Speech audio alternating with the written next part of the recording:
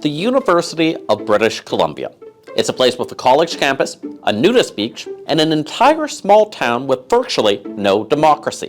I have no decision-making power. That is Jen McCutcheon, the Electoral Area Aid Director for Metro Vancouver. People who live at UBC vote for her to represent them. But she and the rest of Metro Vancouver have no oversight for what happens on campus. Over the last 40 years, UBC has developed its non-academic lands into a city, with around 15,000 permanent residents.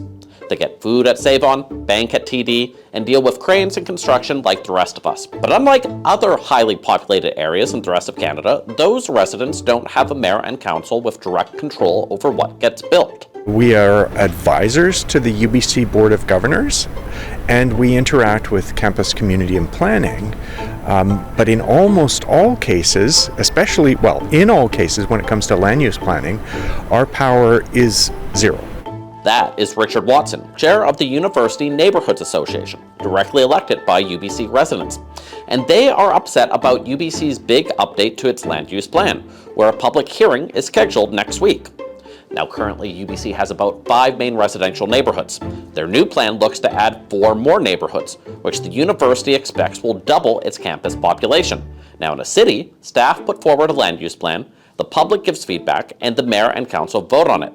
At UBC, staff put forward a land use plan, the public gives feedback, but it's a board of governors voting on it. And this is different because in a municipality, a mayor and council are directly elected by those local residents. So if the residents don't like the land use plan that's approved, they can vote them out of office.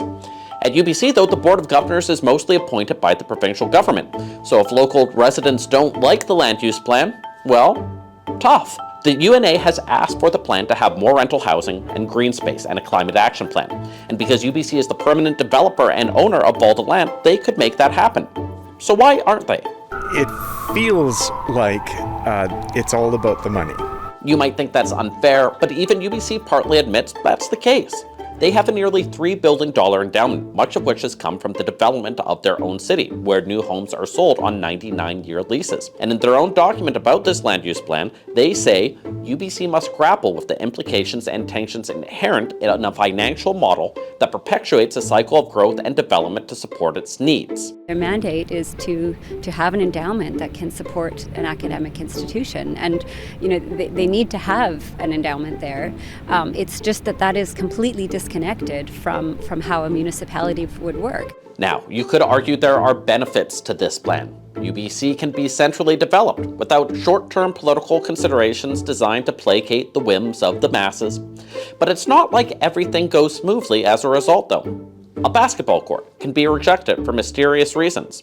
A pot shop next to campus gets approved by politicians from Delta and Port Coquitlam because of how strange the areas outside of UBC are regulated. A SkyTrain line hasn't been built, in part because mayors think UBC is selfish.